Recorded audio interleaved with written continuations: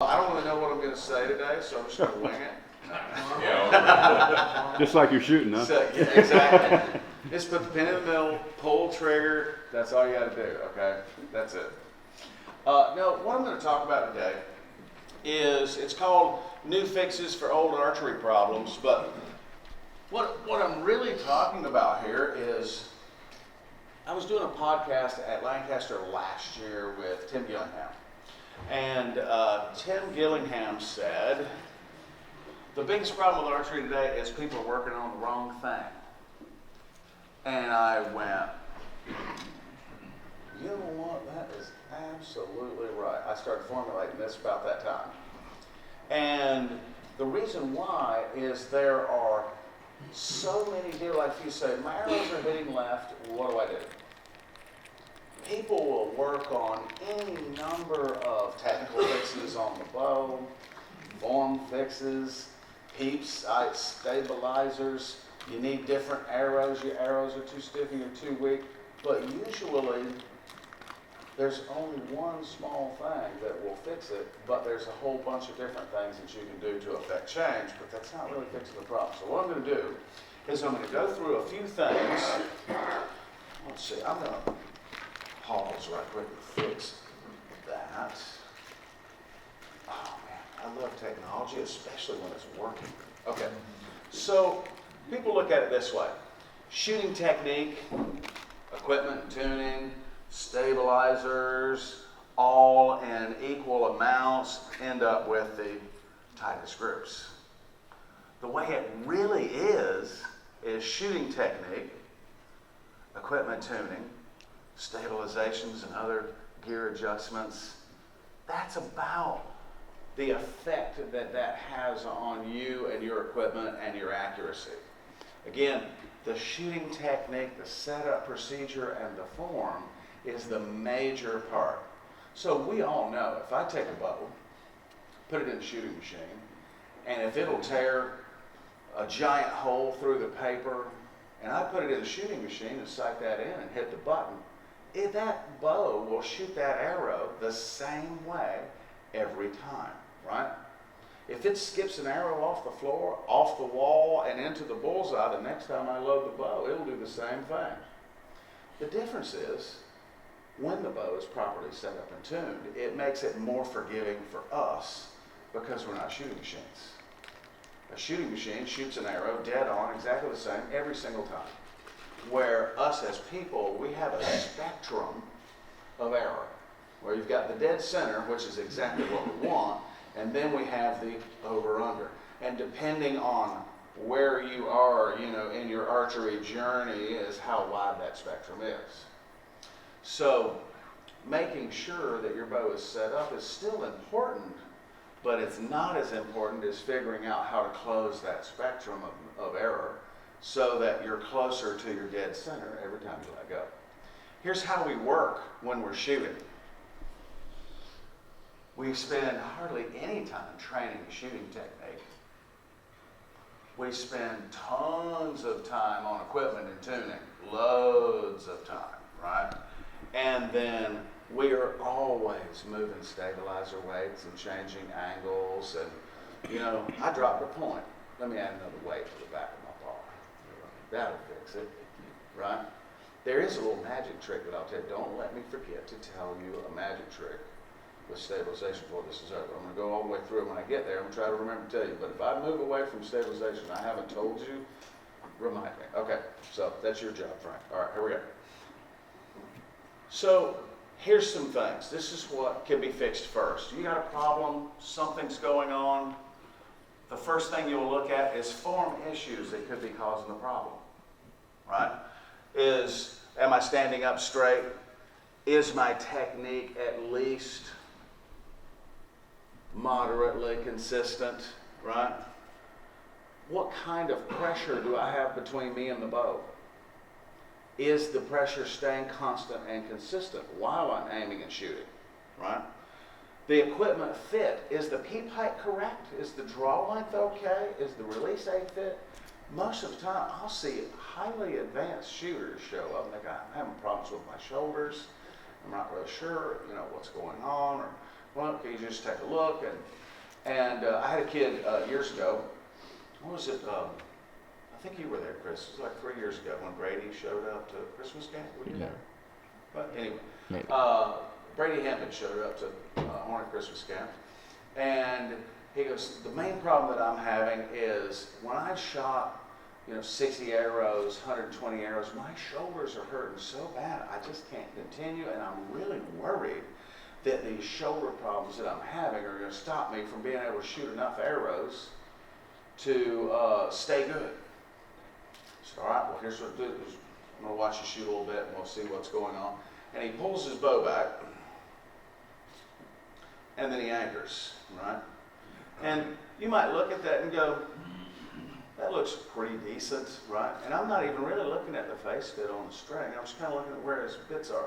But watch this. There's 3 inches. Did you see that? No. You didn't see it. Who didn't see it? Where do I need to stand? All right, here we go. All right, I got my bow. So here, pull your bow back. Let me see. I do this. Thank you. All right, I'm set, good to go. And then there's 3 inches. Especially guys that started shooting really young, and they're continually growing as they're going, and they're growing into that young superstar that's going to go and win all the tournaments. And they grow in their bow, but they shoot every day, so they unconsciously accommodate draw length, right?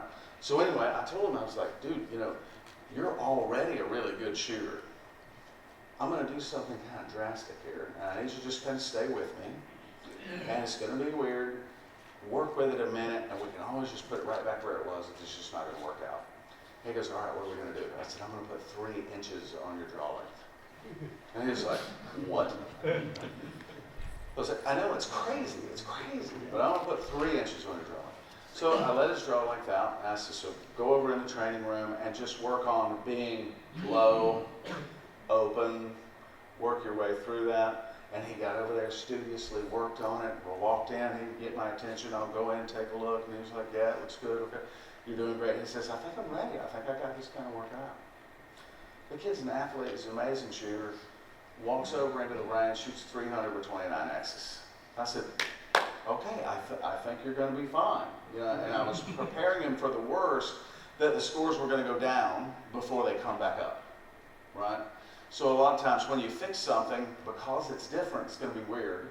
It's going to feel funny. It's not going to be comfortable or any of that. But if you stick with it for a minute until you get used to it, it will get better.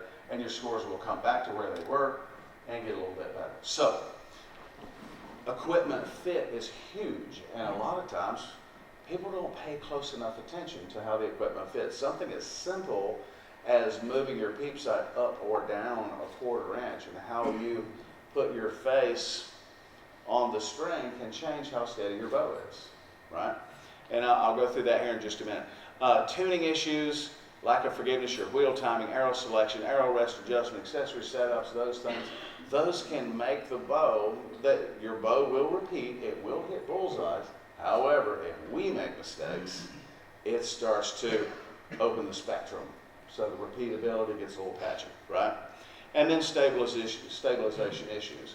How you have the stabilizers set up, how much weight do you have on the stabilizers, how long are they, do they fit you, are they scaled to your body and your draw length? So I'll go through that too here in a second. So those are the things that we're going to kind of walk through. So the first one, what stabilizer setup should I use? I get that question a lot. How much weight do you have on your bow? I was like, bro, you can't just take how much weight I have on my bow and just put it on your bow and it'd be okay. As if there's one way, to set up the weight. Well, you absolutely must have 9 ounces on the front. You must have 18 ounces on the back. And if you don't do it like that, you're never going to win anything, right? It certainly would be nice if I could just make a note card for everybody and just pass it out. Here's what you do with your bow, right? But it is kind of different. So here's one of them. You're shooting along, and for some reason, your bubble keeps creeping out to the outside. The first automatic fix for that, well, I need to bring my stabilizer bar out a little bit. I need to add a little bit of weight. to my stabilizer bar, right? Everybody's heard that. You may have even tried it, right? More weight, more weight, more weight. Okay, check this out. I'm going to stand right here. I think everybody can see me. I see everybody's face, so this will work. So I draw my bow back. You see my bow is vertical, right? Watch what happens when I raise my front shoulder just a little. You see how the angle of that changes? Let's see what happens if I start to draw and then tuck my shoulder and draw the bow back. I'll put it back where it's supposed to be, then I'll raise it a little. That's actually a tiny little form flaw that stops your bubble from sitting in the middle, right? So how do you know, is it your stabilizers or is it a form flaw? The first thing that we do when we're trying to figure this out is we take all the weight off the stabilizer bars and just shoot the raw rods. And by shooting the raw rods, you don't have anything. By shooting the raw rods, there's nothing damping the instability. So you can see clearly what you have going on. Then make the form fixes. Fix your shoulders, get those in place. Does everybody know how to fix that shoulder thing? No. Let me show you this just really quick. Okay. Everybody put your hand right here on your shoulder like this. And bend your elbow. And kind of like we're going to raise the bow and draw, pick your elbow up like this. You feel your shoulder go up like that? Okay? That right there is how we all get into trouble and that we have issues with keeping that shoulder up. It's super common that everybody is trying to keep their shoulder down, right? Check this out. Now, hand on your shoulder. And like you're still holding your bow down here, just relax the joint as if you're going to let the weight of the bow extend your arm. See what your shoulder did there when you did that? It got lower, right? You're using the weight of the bow to just... And then, with a tiny bit of reach, just reaching forward like this, raise it up. You see that you can raise your arm without your shoulder also raising, right? Everybody got that? You see how that works? Some of y'all that's in suit coats, it may not work out all that great, but figure it out once you get your jacket off. All right. So that's how you fix that, and essentially all you're doing is letting the bow just relax forward right before you pull it back. Now here's another little secret, because we're all shooting pretty heavy setups. The pressure in between your hands, you can use that. You put your fingers in the release, you get your hand in the grip, and you put everything right where it is. With just a little pressure in between your hands, you can reach that forward and the bow will feel much more light because you're raising it with two hands, right? Rather than trying to pick the bow up. That's a trick that I use with kids because the setup's kind of heavy for them and it's a little clumsy. I said, hold pressure against the string as you pick it up so you can use, with a compound it'll look like you're more forward to the target because the brace height is low. So you'll go pressure, pick it up, pull it back, and then, compound. And then when you straighten it out, then anchor. With recurve, pressure between your hands, pick it up, straighten it out, then pull it back. That's the only difference really between the compound and the recurve, how those two kind of separate from each other. Where do you straighten your shoulders with the line of the target? That's pretty much it. So that circular instability pattern that you'll see, you don't have any weights on your stabilizers, and the dot or pen tends to just wander in a circular pattern. That's your signal that your front shoulder is high. Because when you raise your front shoulder at full draw, it's almost like balancing a broom handle on the palm of your hand, right? But when the shoulder is low, you can use more muscle to act against movement of the bow. You can test it to stick your hand out straight and have somebody hold your hand. And what you're going to do, raise your shoulder and lock your elbow, and then they'll move your hand. And then you try to keep them from moving your hand. Just hold it steady. Then, relax your shoulder into its normal spot and give your elbow just a little unlock. Then, try to hold it steady, and you'll see you have much more control over the stability when they're trying to move your hand, right? If you have students that are hyperflexible, like their elbow bends, backwards when they're at full draw and it's sticking up, super common with girls and it's super common with boys under 17, right? Because they're growing, their joints and everything are loose and relaxed and they're ready to take all that extra growth and the whole bit. So it's super common. And all you have to do is show them to, rather than lock the elbow, that's what makes it do that, right? Just have them unlock it, not bend, but just unlock. So they're just before the point where it over travels, right? That's how you solve that issue. So left-right instability. Let's see if I can make that, right? When it's going boom, boom, boom, boom, boom, boom, there's two things for that. One is a form issue that's super common. The other one is stabilizers. You actually can use an Allen wrench to fix this one, right? So the first one, if your hand, when you put it in the bow, and when you draw the bow back, if your hand is hard, like the base where your grip sits, your hand is hard, the bow will teeter because we're holding the bow off center to where the string is on most bow models. So we can't hold it and shoot it on the string and the grip with the arrow flying through. We can't do all that stuff in the same place. So there's a little bit of a misalignment between our power and the bow. So the bow will have a tendency, especially ones with cable guards, will have a tendency to do this. Bum, bum, bum, bum, bum, bum, bum, bum, right? And if you see that, again, stabilizers, no weights. You see the weights. And when you relax this part of your hand and just let that, just the base, you're not going to relax your whole arm or anything like that. And I know it's crazy. I'm saying use pressure, back tension, I'm saying all that, but relax, right? And by relax, I'm not saying to be soft on the bow. When an archery coach tells you to relax, they're actually saying let go of the muscles that you don't need and only use the ones that you do need. And when you're standing there with the bow at full draw, you realize you don't have to have your face hard like this, right? All right? And you don't need to have this part, right? And the difference, you can see how it will change if you just take your finger and just touch that spot right there. And it's right there where your grip would go. And then touch your index finger to your thumb, right? Then your middle finger, all right? Then your ring finger, right? And then your pinky, right? And you notice how that surface gets harder and harder as you do that, right? So making sure that that stays relaxed will make the bow sit still this way. Now there's another bit. If the bow is going this way, like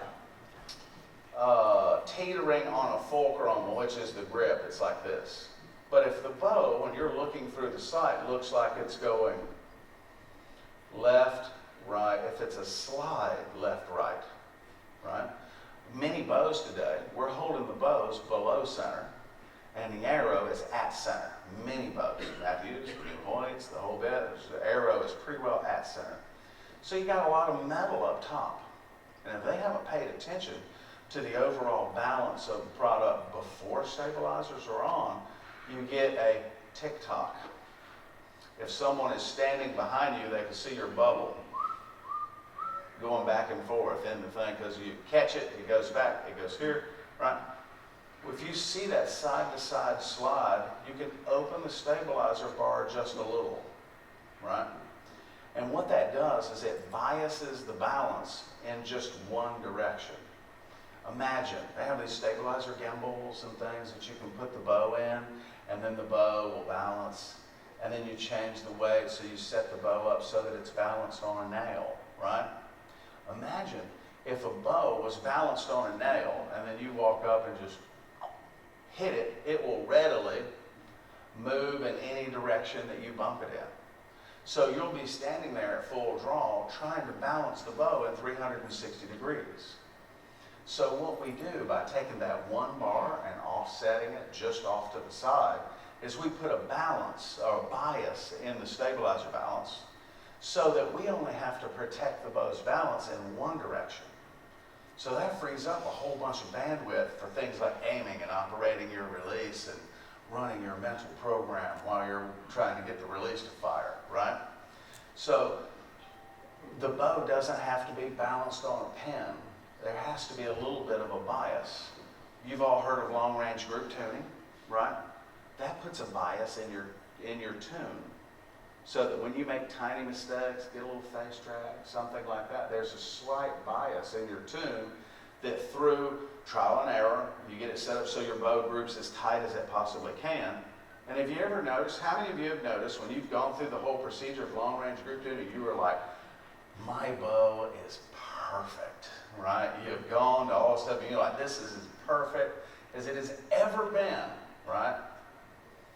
And then you go to the paper and you shoot it through the paper and it tears a little high right hole. How many of you have seen that high right, high left? Some of you've seen it, right? You've built a bias, and when you do that, it makes the bow shoot better. Now, how many of you have seen people run to fix that paper tear because they had their bow perfect? Oh, but it's not shooting a bullet hole. Now what am I going to do? Don't fix it, right? Don't fix it, because the bow's perfect. Your groups have verified that it's right, okay? So here's another, right? Form issue, sight, you come into the target, kind of goes down there to the bottom, you know, during your procedure, and you just can't get the pin up into the middle, right? Nobody in here has that problem at all, do you? Number one problem. No, right? But I just always include this just for fun, because, you know, sometimes people see it.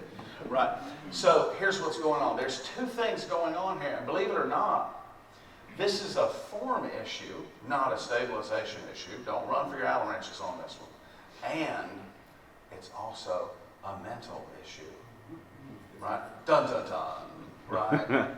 You're going to have to take a look in the mirror, right? Okay, form issue first. Because the brace height is low, you know, on compound bows, we have to raise our shoulder up like this to pull the bow back, and we draw the bow back with our shoulder high and then anchor. So with our shoulder high like this, when I put pressure against the bow, it makes that higher. The tail end of the bow gets higher the harder I try to make the bow shoot, which holds my sight pin down out of the bottom, right? So if I draw the bow back, and then right before I look through the peak, I let my shoulders settle back to their spot, compound only, right?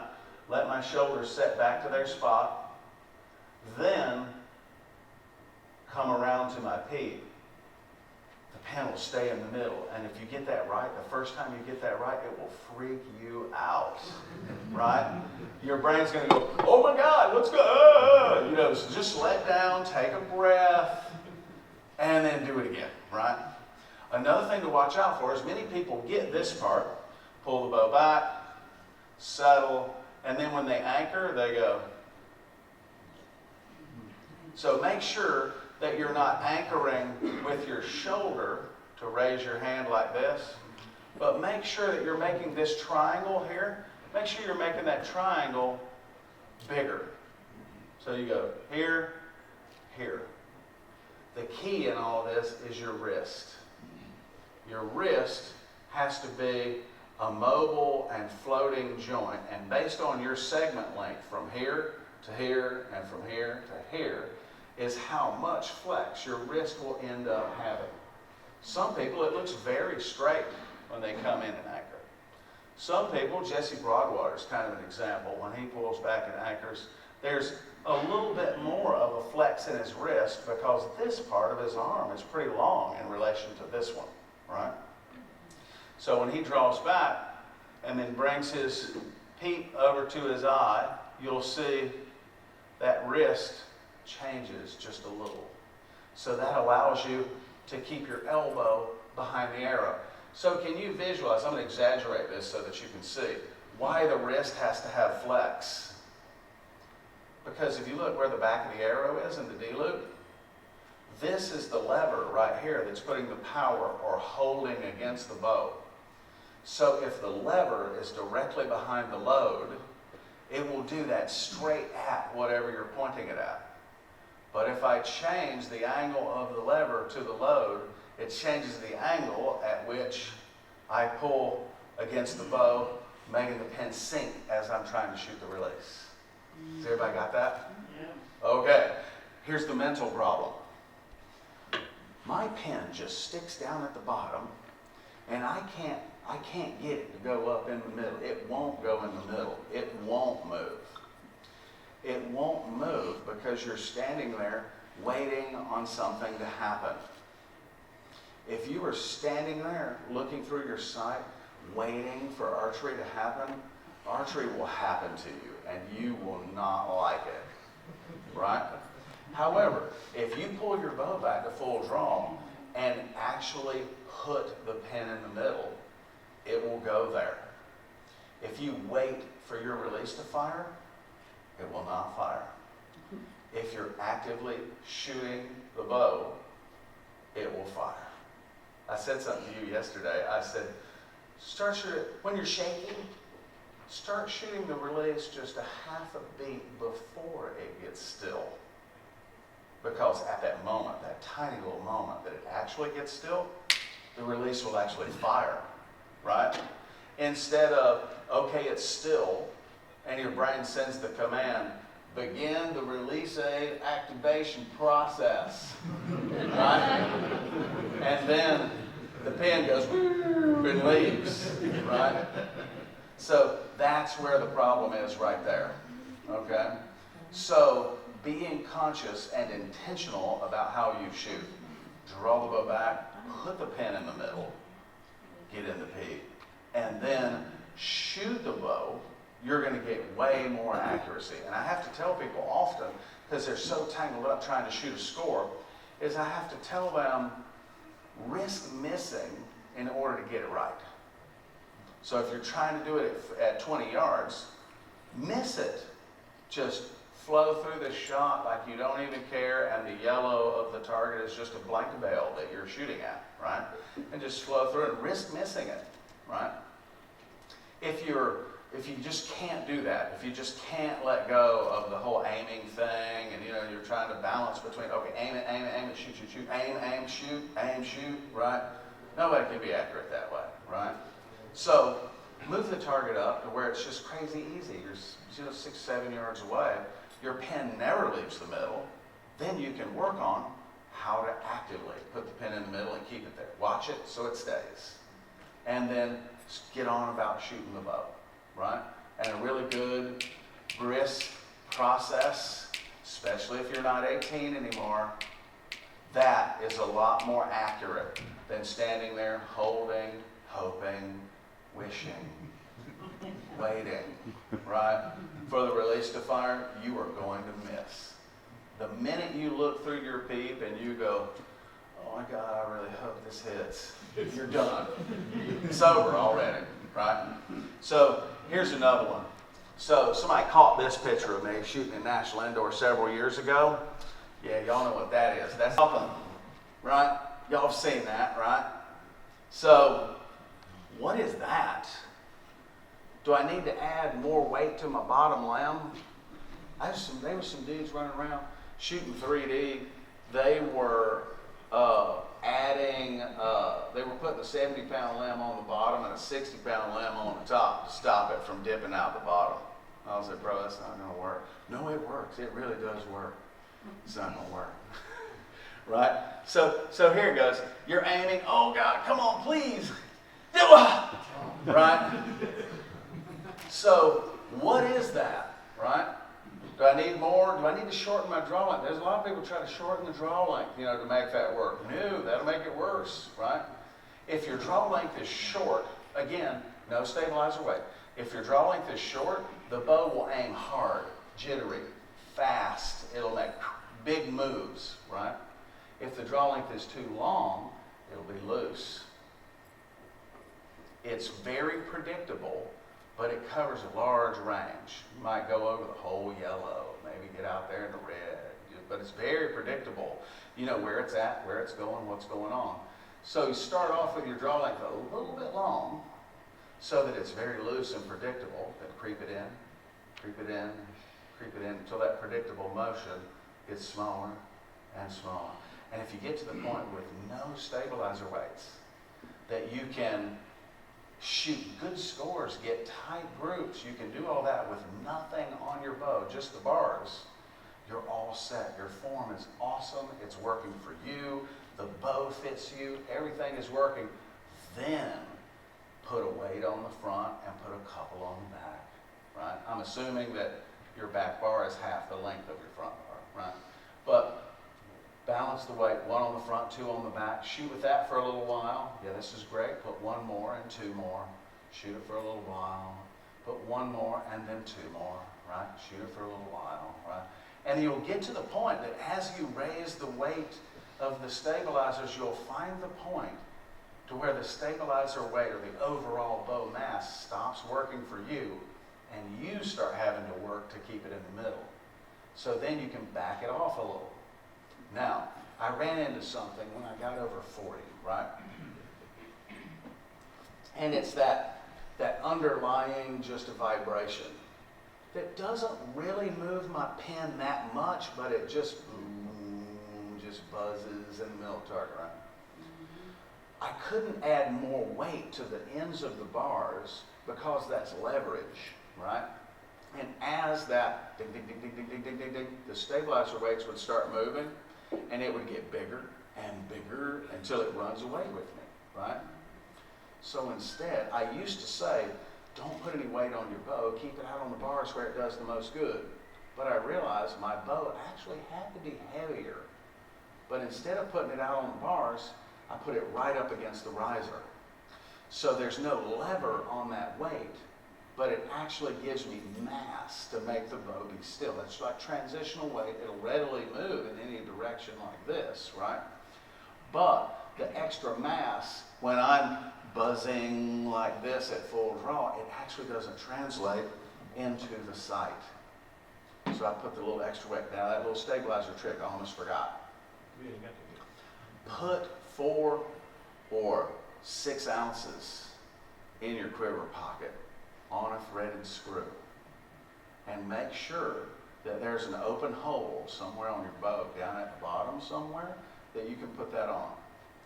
And when you get toward the end of your game, ladies and gentlemen, this is your final end. And you know when you feel that, here it is.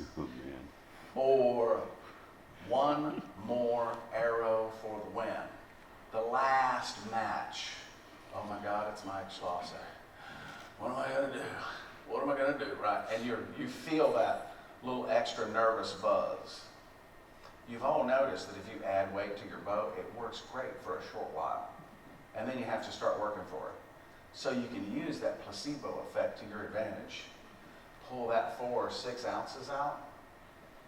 Put that down there on the bottom of your bow just for those last 15 arrows, or just for that last end, or something like that. And the placebo effect of that little bit more weight helps keep you steady because your nerves are a little bit more elevated.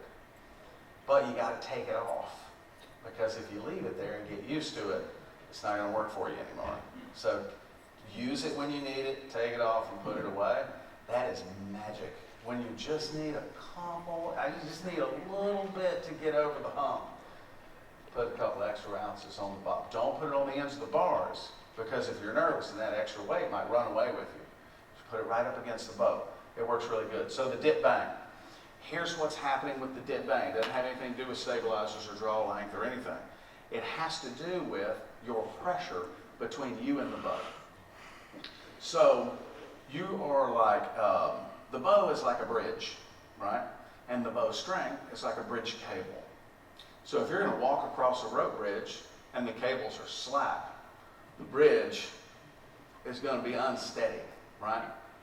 Imagine you're standing in the middle of the bridge and they let the cables loose on the bow, or on the bridge. You'll go down, won't you? Right? So if I'm holding the bow at full draw, and all of this is used to holding a certain amount of weight, when I relax pressure just a little bit while I switch from shooting to aiming, and then my body turns off and the bow starts pulling my hands together, I'm leaking pressure on a microscopic level, right? And then the pin goes, right? It'll go down and come back, right? And then I'll get it under control and it'll go down and come back. Now the sudden dip bang is actually partly a mechanical issue too. If you didn't lose any pressure at all at full draw, it would stay up and stay in the middle, right? But if you have a bow that you've shot a bunch and those roller bearings in your cams, that's not really the best bearing that's suited for that thing, but it's really the best we have right now, right? So those roller bearings, when the bow, that's a high-speed, low-load bearing. Compound is not high-speed, nor is it low-load, right? A compound is an angular load, it's low-speed, and it doesn't even do a full revolution. So constant on that bearing, right? After a while, those little ball bearings put little micro dents inside of the race in the cam. And you can tell if you take the cam off of your bow and stick an axle in it and turn it, you'll feel a crunchiness. It feels kind of gritty. And that's those little micro dents that are inside of that bearing. If you replace the bearing, it'll be glassy smooth.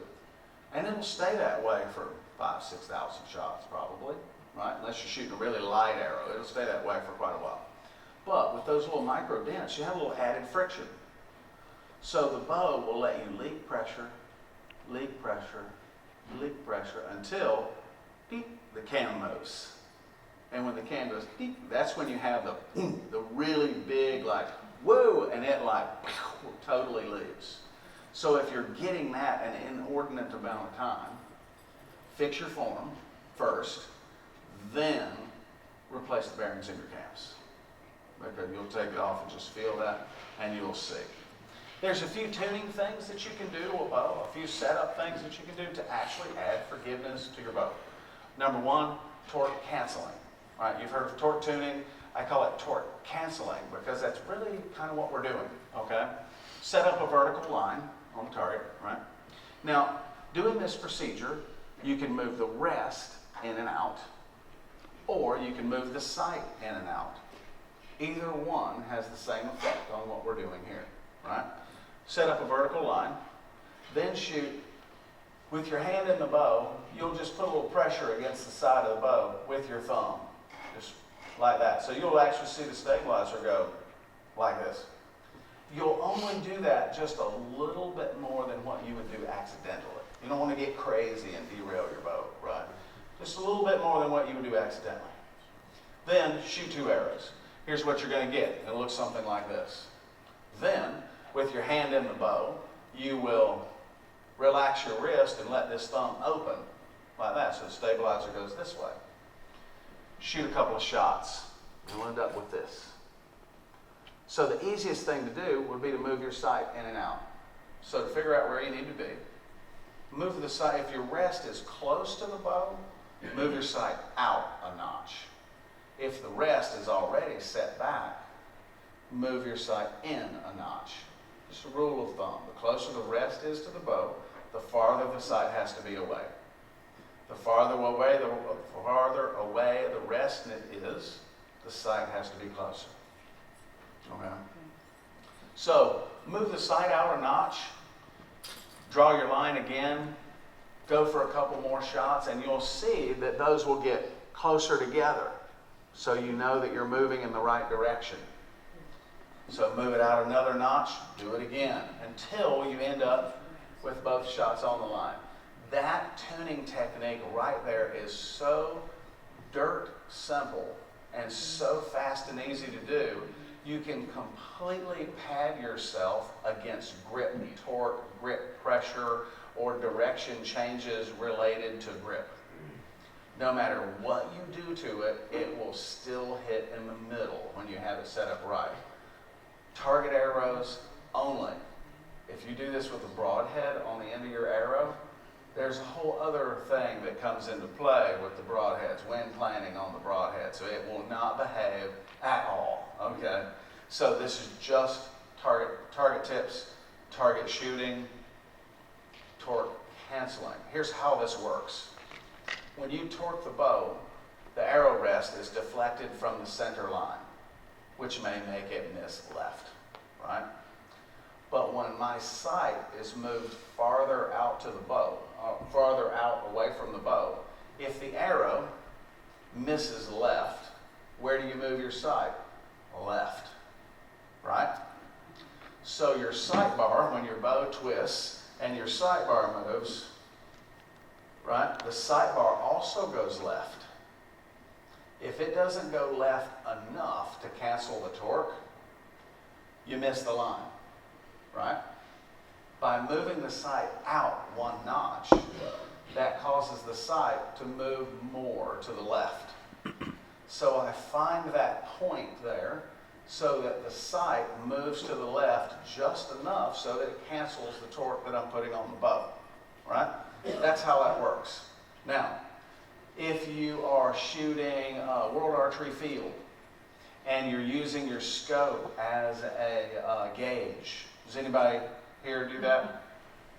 Okay, you do it, I do it. Okay, is this two of us in here? Really? The most fun game in all of archery, two of us know about it. That's a travesty. World Archery Field, try it, you'll love it. Half of the game is unmarked. So compound shooters use their scope because the scope fits the round targets. You can use your field of view in the scope to give you an idea of how far away the target is. All of y'all right now are going, I wonder if 3D targets will do the same thing. So I'm going to drop you a tiny little hint. Notice how big the body gap is on the 3D targets and how many various sizes that there are. And look for consistency. That's all I'm going to say. Okay. So with that field of view, right, and you want to do torque tuning, you don't want to move your scope in and out because that'll mess up your field of view. So you move the rest instead. If the rest is closer to the bow, it deflects less from the center line, therefore you miss less. If the rest is farther away from the bow, it deflects more from the center line, so you miss more, right? So you find the balance, and it's all based on draw length, string angle, line of sight, that sort of thing, right? And I wish I could say the aiming device needs to be exactly 10 inches from the arrow support. I wish I could say that. I did a whole room of people one time, and we torque tuned together. It was like 25 of us. And we torque tuned together, and then I walked around with a tape measure and measured everybody's bow, and I was hoping to be able to see a pattern. Sadly, there isn't a pattern. We actually have to go through the procedure because it's different for everybody. It's all over the scale. I can't even say, well, if your draw length is 30 inches, it's going to be this much, and if it's 29 inches, it's going to be this much. It doesn't even follow that. So you just have to do it for yourself. All right. So another, you may have noticed that when you look at your pattern of targets, and I'll show you some of those here in a second. When you look at the pattern of targets, you may notice that you have a really tight group in the middle, but you have outliers high and low. Creep tuning will fix that. Here's how you do it. Back in the good old days, we had round on round wheels. Sometimes they were 4 wheels or whatever. There was no wall. And we had to shoot the bow in the center of the valley. Guys would have little marks on their cables that they would watch. You remember that, man. Anybody in here shot bows like that? There's a few, right? So you know that that valley has like this much variation in there. And depending on where you shot in that valley, it would hit high or low, wouldn't it? Right? Y'all remember that? Unless you knew the secret. There was some black magic called creep tuning.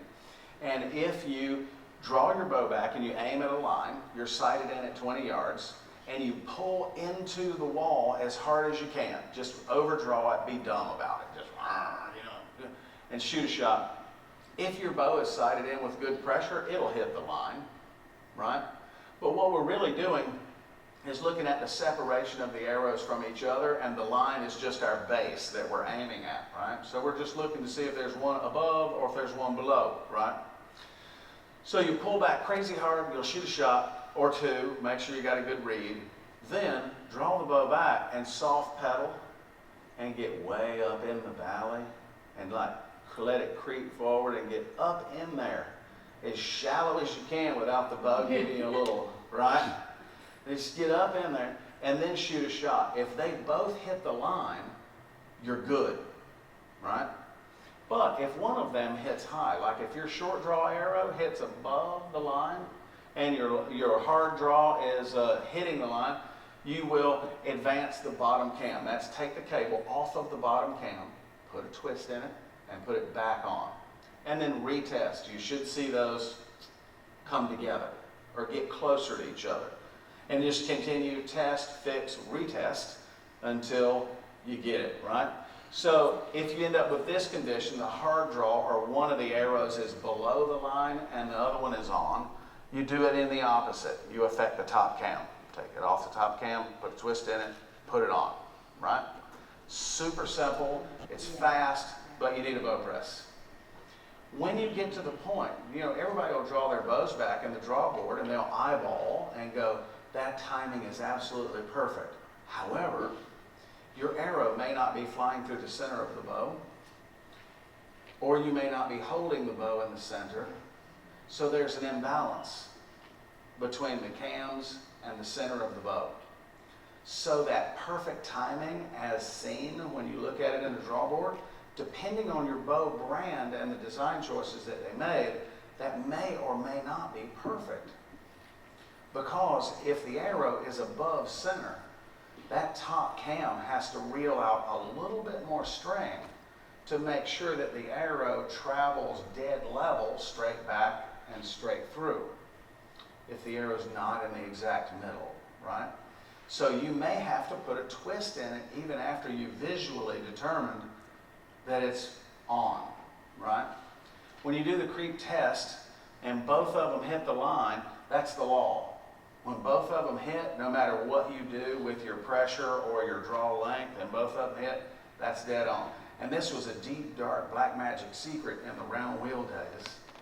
Because back then, now you may yell at me if you don't think this is the same, but back then in the 80s, if there were 50 guys that walked into a tournament that could win it, 50, the guy who was the best bow tuner was usually the one that won.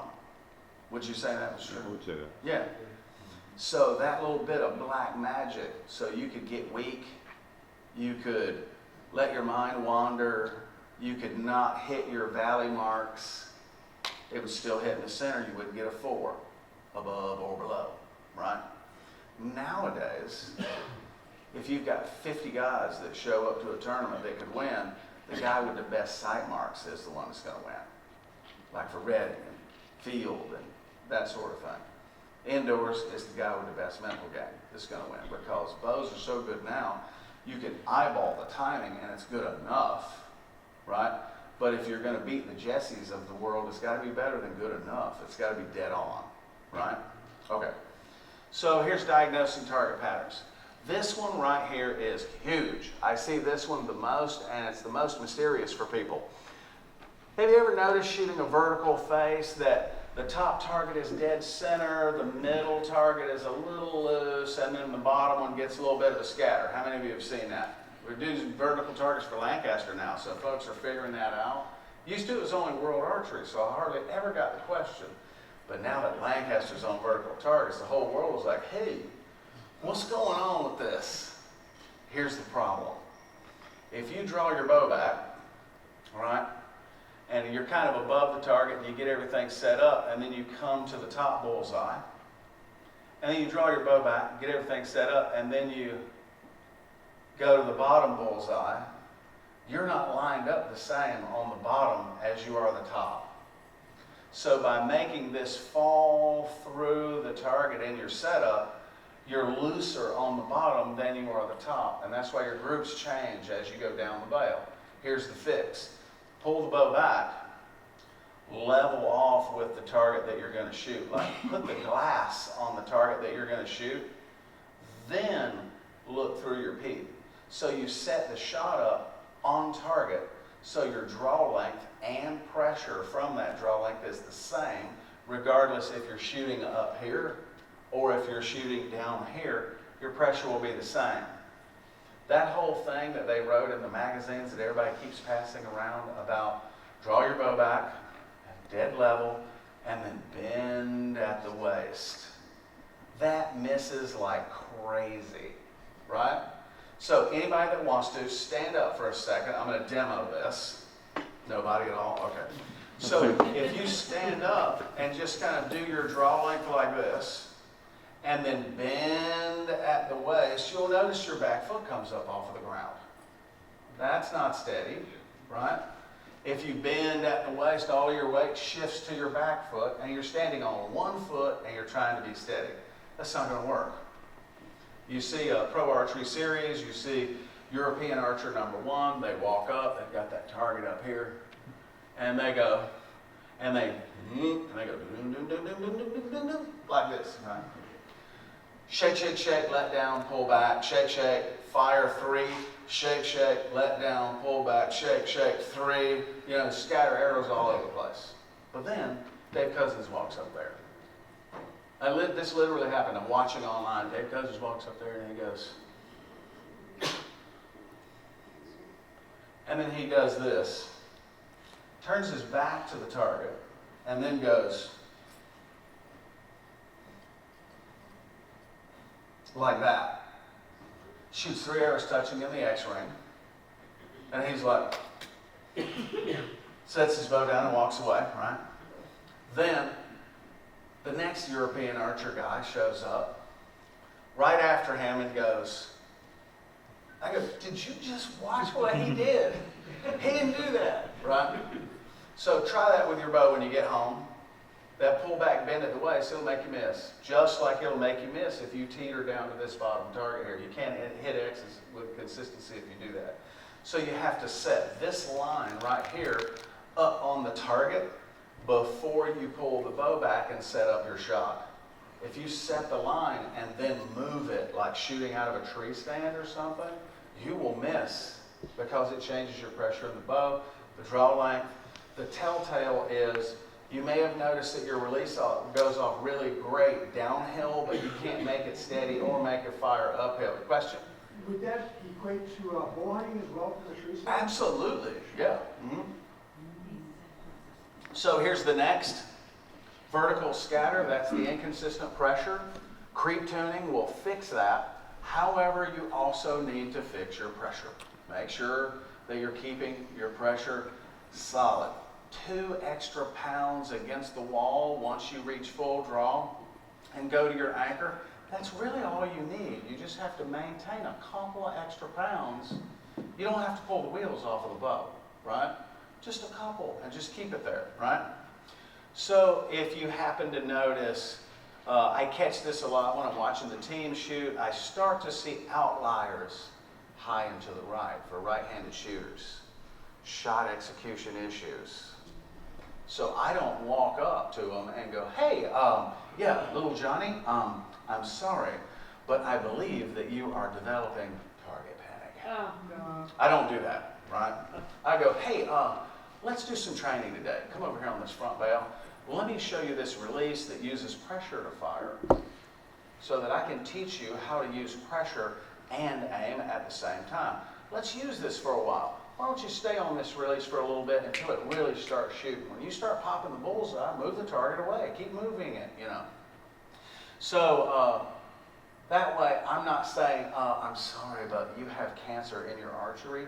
I'm saying, here's a cool tuning technique, right? I mean, it's what it's like. It's like, oh my God, I got the target panic. And everybody's like, oh, I'm so sorry. Right? I mean, everybody. It's crazy. And this one is super popular. You see a lot of 3D dudes, when they release their bows, you see this. Right? I was standing there watching. I was doing a class up at Lancaster in their shooting range. TJ Strakowski was there shooting his bow. And he was doing this, X, X, X, X, X, X, X, touching the red, low to the left, X, X, touching the red, low to the left. And he shot for 35 minutes. And he looked at me like, well, aren't you going to say anything? And I was like, bro, you got to ask me a question. I'm not just going to go butt into what you're doing. You're a good shooter. I'm not going to butt in and tell you what to do. Ask a question. I said, let me guess. You're sick of missing low and left. So about an hour before that, I took a video of him so I could get the legit real one, you know. It was like, check this out. So watching your form fall away as soon as you perceive that the release aid opens, could you imagine watching this video why you would hit low and left sometimes? And then he goes, oh yeah, I totally can see that. So do this. When you release, when the bow fires, get the feeling that the bow moves closer to the target just a little bit. Just kind of have that in your mind. I'm just going to make the bow get a little closer. And all that does mentally is put just a little more involvement in the shot so that your form stays up a half a beat longer so that you don't broadcast mistakes because you're not completing the shot. Okay? So this several years ago at TJ, that was the only thing that he changed. The only thing at all. A month and a half later, he went to the National Outdoor, shot a new world record. That's the only thing he changed, right? So just intentional follow-through can do a lot to change your scores. I've told some shooters, just keep your eyes in the middle for a second after the release goes off. Because they're like, oh my God, we're in the middle of a competition, and my groups are just out. What am I going to do? Okay, here's what you're going to do. I don't know what's wrong with your bow right now, but here's what we're going to do. Just keep your eyes in the middle of the target. Just boom, and no matter what happens, keep your eyes on there. Stay in it all the way. Yes, it's there. Keep it.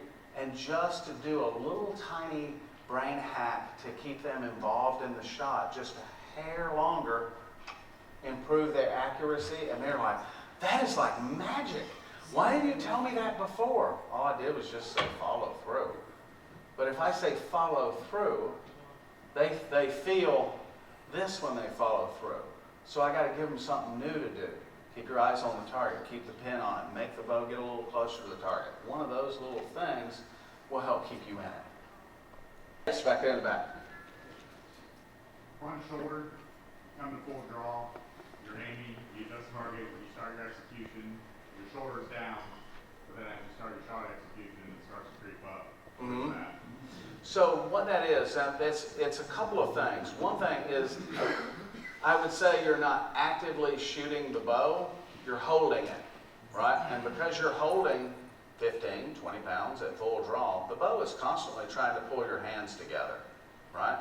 So if you're not actively maintaining pressure between you and the bow, like this, and if you're going to stand there and hold it and then soften and relax, some people lose pressure this way.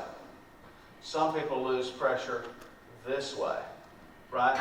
So all you need to do is just think while you're shooting. The new form thing that you can practice is keeping the bow closer to the target as you're going through the shot so that you actually can feel a tiny bit of active pressure forward, and that'll stop that muscle from relaxing and letting that shoulder blade kind of retract while you aim.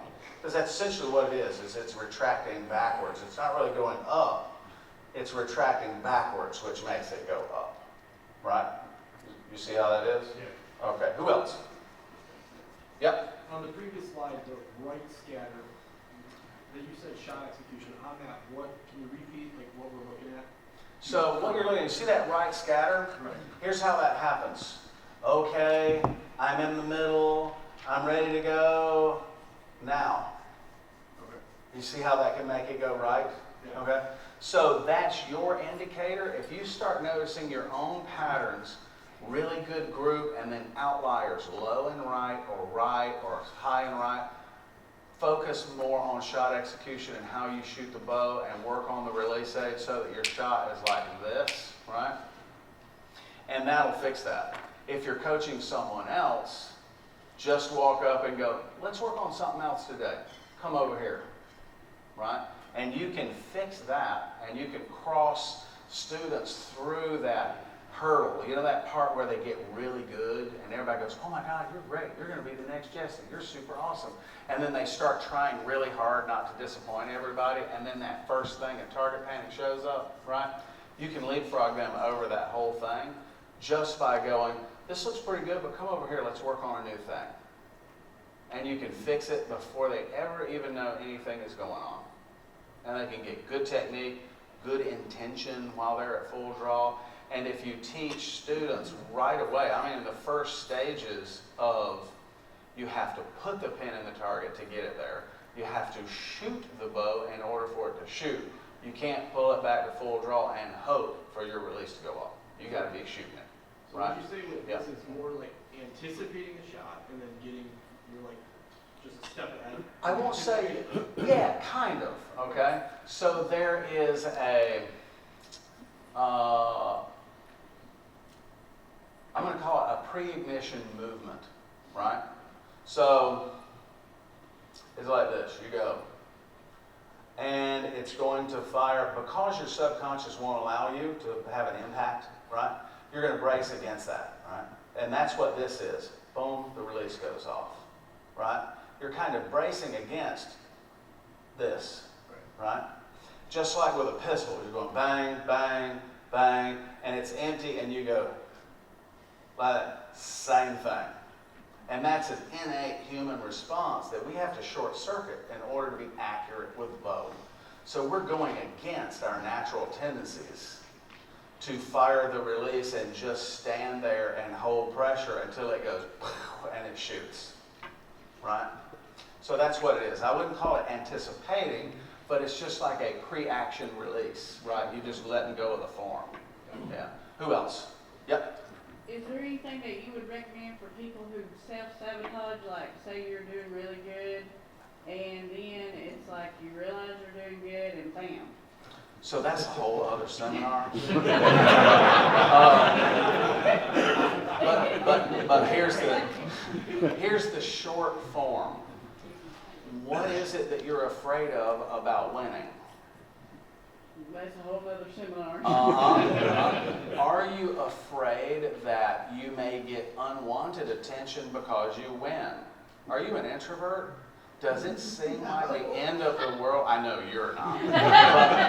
But does it seem like the end of the world for the entire group to come over and pat you on the back and tell you how awesome you are? Does that make you uncomfortable, right? No, it makes me want to do it again. Okay, all right. So then, is it you're really afraid to take this final shot because you're not comfortable with the possibility that you might disappoint everybody that wants you to win, right?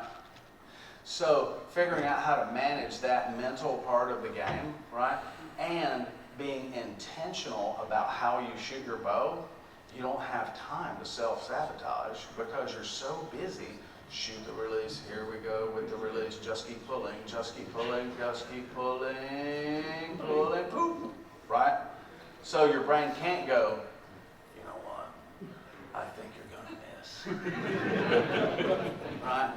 Because you're so active and paying attention to what you're doing, your brain is, can't go, you're not good enough to beat her. What are you even doing here anyway? Right? You know what I'm saying? Oh, yeah. Yeah, so that's a whole other seminar, but that's the big thing. Why? Why is winning a fearful thing? Why is it something that you're not running to? Why is it something that you're carefully moving up to? There's a personal, intrinsic motivation that makes you have that reaction. You got to figure out what that is, and then figure out a way to step over that, right? And it's there. And with a little thought, you probably figure it out pretty easy. And then, what kind of thought pattern can I use when the moment gets there so that I can be ready for that? You're going to preload a response. So I'll give you a little bit. You'll all notice when you walk into something uncomfortable, you have a really hard meeting, you got to fire somebody. Or you have to have a tough conversation with somebody, And the stress that you feel always like manifests somewhere, like stomach, right? You might feel tightness up here in your neck, you know, some of that, right?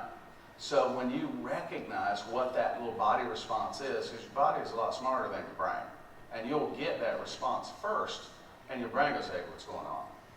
Oh, something's about to happen? Okay, here's some adrenaline, right?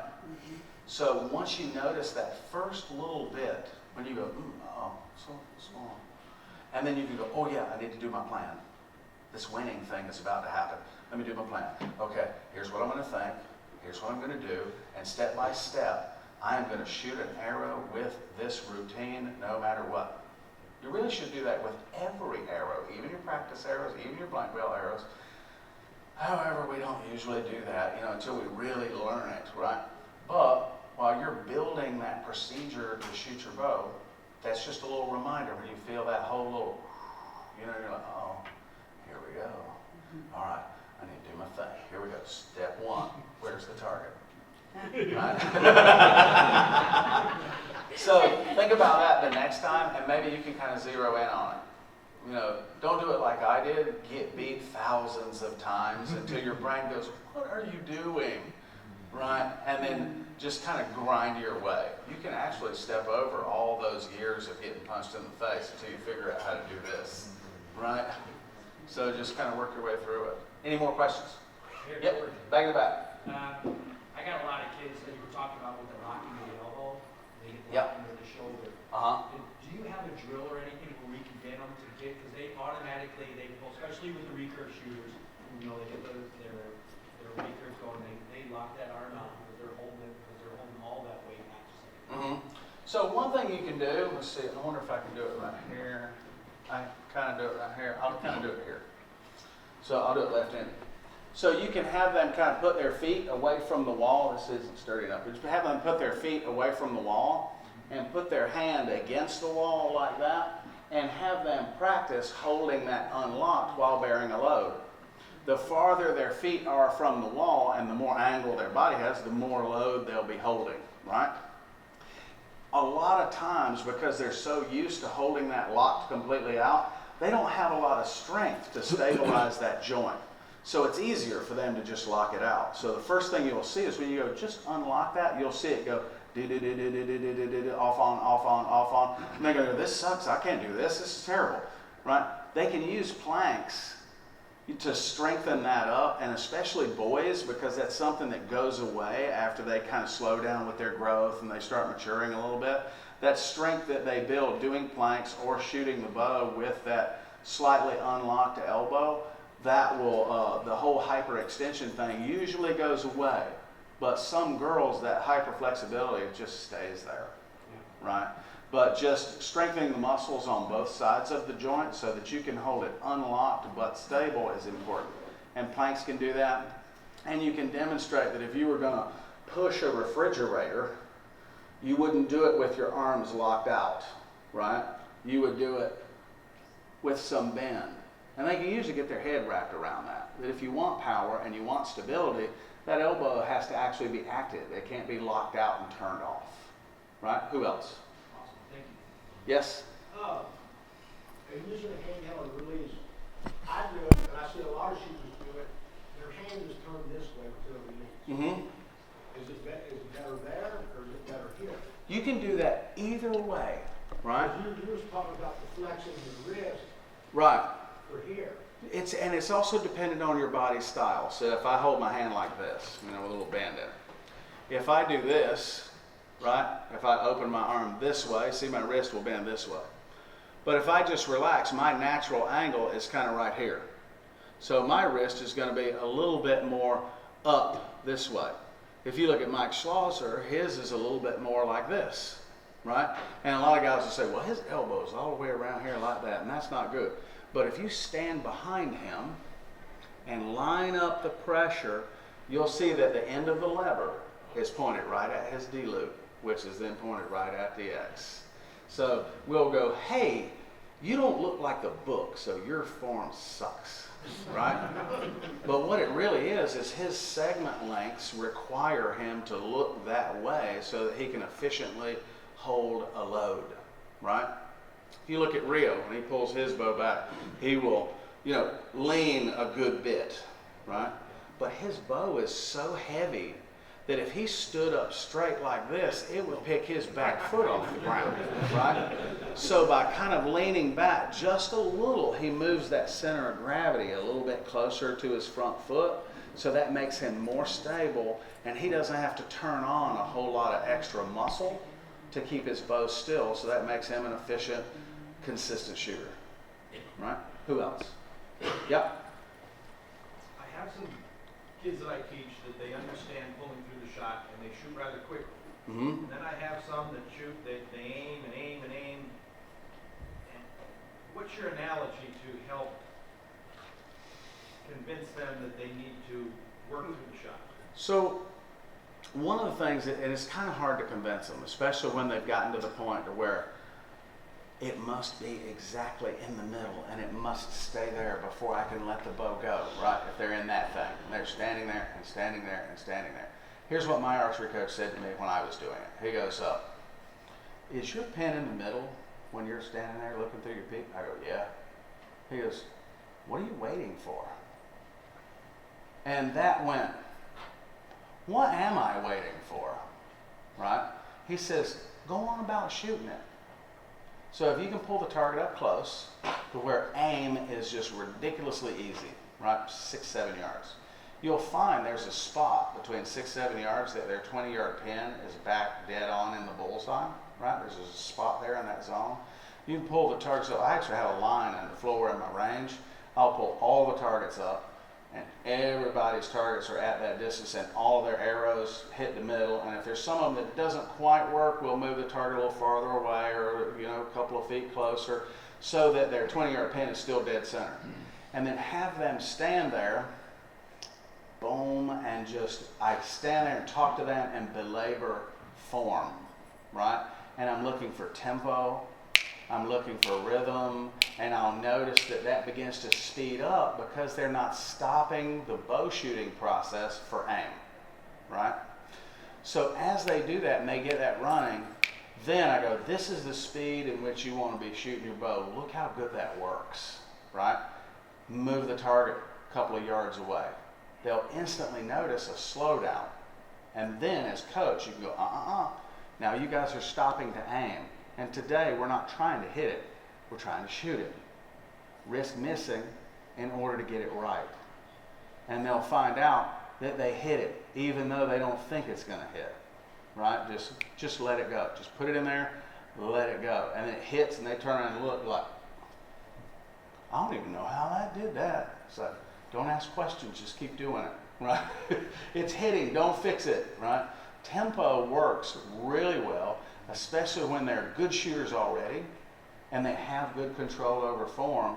If you can naturally speed that tempo up by turning off that aiming reflex. They really need to put the aiming into the automatic and then let the shooting part be the thing that they're consciously controlling. Now you're probably thinking, no, now wait a minute now. Everybody says that shooting a release should be subconscious and a surprise release. The act of manipulating your trigger and your form to make the release fire should be subconscious. But the mental action of running the procedure that causes that to happen should be conscious, controlled, and dead on. I learned that and picked all this up from a guy named Joel Turner. He runs a website called shotiq.com. I had him come down. He's the first presenter that wasn't like a archery coach that I've had come talk to my people, because I had him do it for the para team and they loved it, and then I had him do it for the guys and they have seen an immediate increase in score because they figure out how to manage themselves mentally in the act of shooting. It's not mental game like how to not be excited or how to shoot arrows while you're freaking out. It's an actual mental thing that you think in a consistent way just as you shoot. in a consistent way. We use consistent and precise form. Why don't we use consistent and precise thoughts through that entire process? And one of the major things that he teaches is you have to let the subconscious take over the aiming, the centering of the circles, and just create a picture and then get about shooting the bow. He says, put the sight in the middle. Your only job is to put the sight in the middle and watch it to keep it. That's his thing. So his little pre-draw, do your job. And then he gets in his bow and then starts to shoot. And that little self-thought keeps your brain active and in the process, and it stops you from coasting. When you coast, you miss, right? So that little pre-thought in the middle, you pull them back on a deer, this is it. Do your job. Put the pin on it, watch it to keep it, shooting, boom, right? You'll get more hits, right? So shopiq.com, highly recommended. Go check that out too. Okay? Anybody else? Back in the back. When I'm drawn back and I'm on the middle within the release, it's just, sometimes it's like I want to shoot my bow on the trowels or something. That's that thing I was talking to him about, that pre-ignition, right? You are beginning the follow-through as you're shooting the release. Let follow-through be something that happens, not something that you create, right? Coaches accidentally, we teach the form cues by saying your hand must be right here when it goes off. We really shouldn't be teaching you that. We should be watching that to know if you're doing it right. We should be saying, keep your bow up and on target for as long as you can, right? And then when your hands break apart, then I can stand behind you and watch that line that they trace when they break apart, and I can go, yeah, his pressure is lined right up with the target. It looks good. The reaction is dead in line with the target. He's doing great. I'm just going to let him shoot. I'm not going to say anything. But if you see something like, or then you know, I probably should talk to them for a minute and let's work on their release. See, I don't teach follow-through. I teach the stuff that creates the follow-through. I just use the follow-through as the indicator if you're getting it right. Right? Anybody else? Okay. Thanks. Oh, one more. Did your other seminar start at 9? The other seminar is an arrow thing over in the floor today, and it's at 1? Is it 1 or 1:30? No, I was talking about your mental one. Oh, I don't have another one going. He's trying to work you. Oh, he's trying to make me do it. Trying to make me do it. Yeah. You know, I don't know whether they would get mad at me for pulling y'all off the floor. Y'all need to get in there and spend your money now. They're like, what are you doing? We need them to spend the money. When will be in Vegas? Yes, Vegas. Come see me at Vegas. I'll do it at Vegas. There we go. See, you just picked my seminar for Vegas. Thank you. Haven't even thought about that yet. I'm still in January. I'm not even thinking about What are you February. going to do in Nîmes? I'm not doing anything in Nîmes. I'm just shooting. That's like my vacation shoot. I love that. Once a year. I go, I kind of do nothing. I like help the kids, but I just sort of, you know, if I shoot, great. If I don't, who cares? Good job. All right, thanks. Thank you.